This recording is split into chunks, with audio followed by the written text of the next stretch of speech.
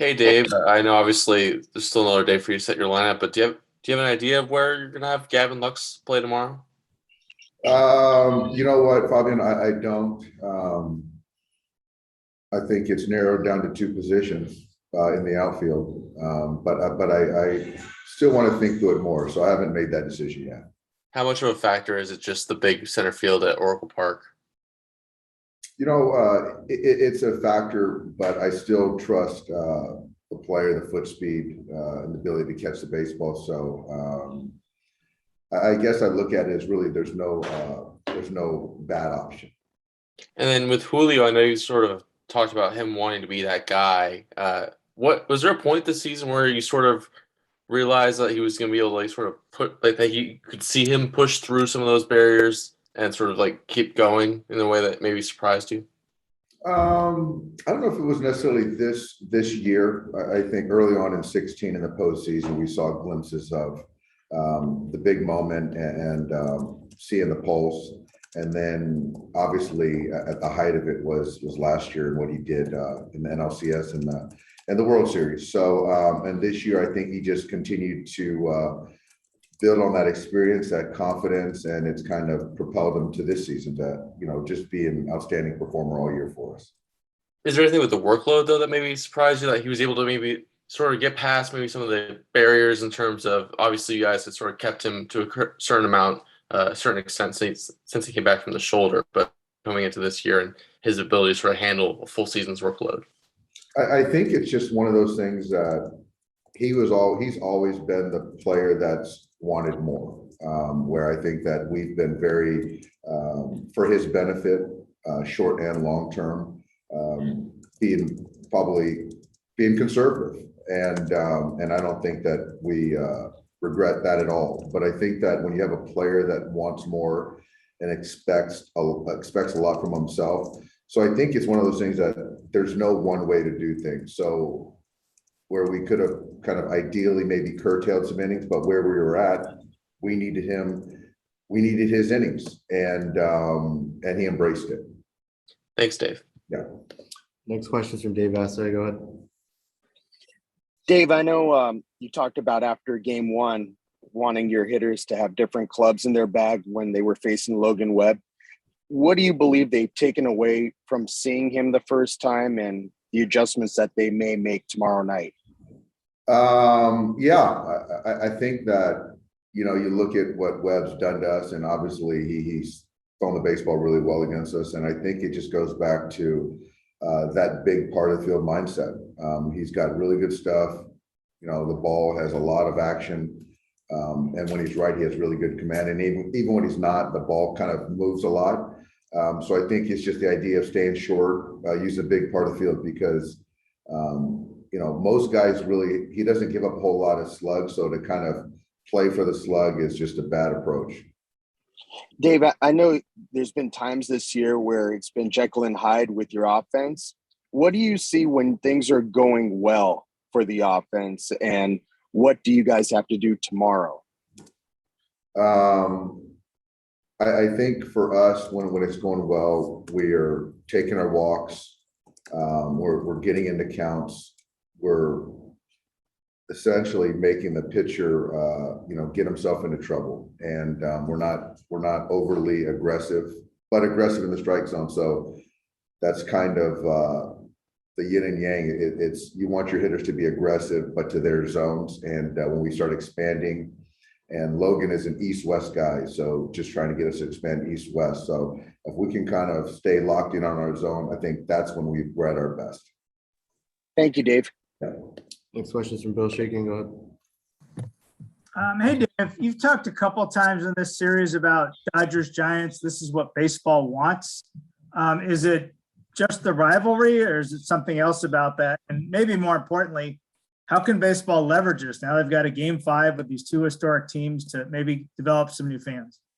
Yeah, I think that's a great question. I think for me, it's a lot of, we talk about the East Coast bias a lot here on the West Coast and Yankees, Red Sox. But I think for me in any sport, when you've got generational rivalries playing a meaningful series, and in this case, a very meaningful game, it just brings the old, the new, the rivalries, and all that kind of talk back to life.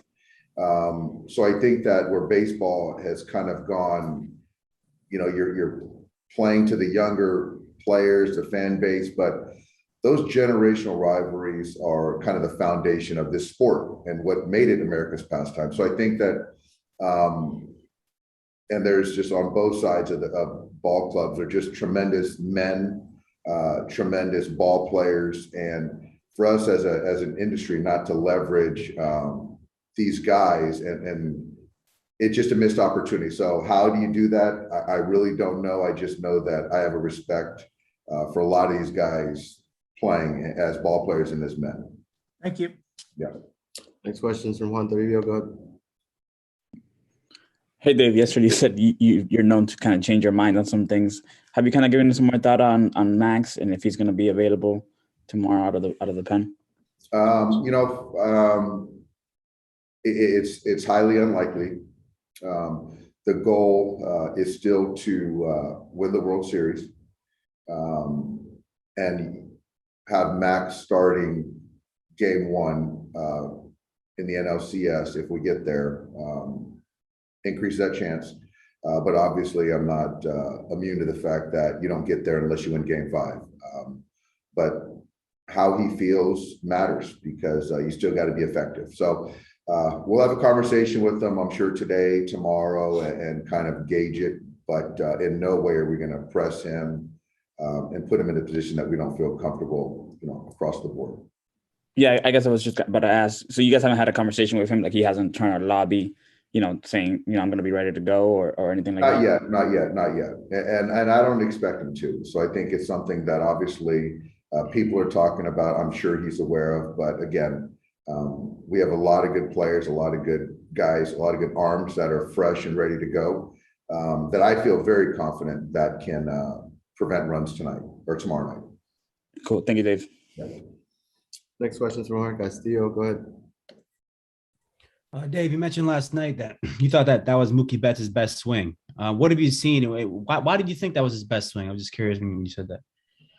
I think it was just the balance throughout the swing, the synced up of the mechanics, getting a pitch to his nitro zone. Really, to go backside like that is really hard to do, and you've got to leverage a baseball the right way.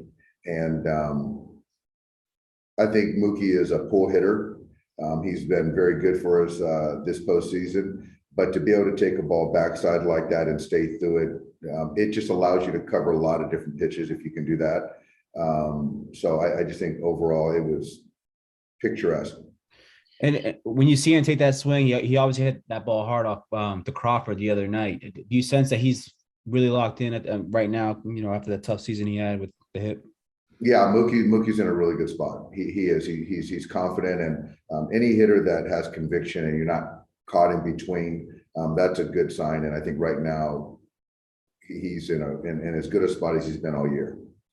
And Dave, how different is your lineup when Cody's more of a threat, like he has been the last few games? It just adds that different dynamic, obviously, of length to the lineup on the bases when he gets on there.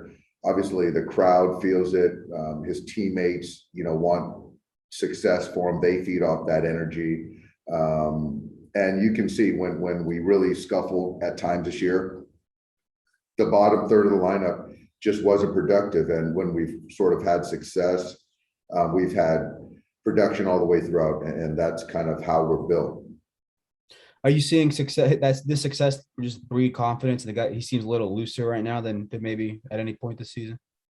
As far as Cody or the club? Cody. Yeah, Cody's. I think Cody has got. I think all year he was kind of trying to play catch up, and right now he's present, and to live in the past, to live towards the future, that adds extra anxiety. And so right now, when you're in the moment, it's a lot easier to kind of manage that. And did it feel inevitable that you guys are going to play a game 5 against these guys after chasing them all year? And, I think it's like 12-11. The scoring's pretty close. Everything's pretty close. Did it seem inevitable that this was going to happen? I was hoping it wouldn't come to this. I was hoping we'd win in 3 straight, but I think if you're talking about baseball, it's the first time that this has happened in a series, us playing in a postseason series. The way that the regular season played out, absolutely, I'm sure it was inevitable. Yeah, Thank you, Dave. you got it. Last one's from Bill Plunkett. Go, Bill. Yeah, Dave, you saw Logan Webb, I think it was twice in July. What was different about him then versus game one? I really haven't watched the game recently, so the other game, the other 2 games, I think it's just, I think a similar attack. It's kind of the same attack, the sinker slider. There's a changeup in there to the lefties, to the righties. And he's a hard guy to kind of pin down because the ball moves a lot. But I think as far as him and Buster's plan against us and each individual hitter, it's sort of kind of doing what he does, you know, just kind of mixing quadrants and mixing velocities. And kind of following up on what Jorge was saying there, you guys have each won 109 games and you're going to play for a 24th time. What's it going to take to separate these 2 teams? I like the way that our guys have been there. So I think the emotions that we'll be able to manage, I think is great. I love our players. And now I think it's just going out there and executing a plan offensively, preventing runs from Julio to the guys behind him. And doing enough to win a ball game. And it's fun that, you know, all that we've gone through, both sides, comes down to 1 game.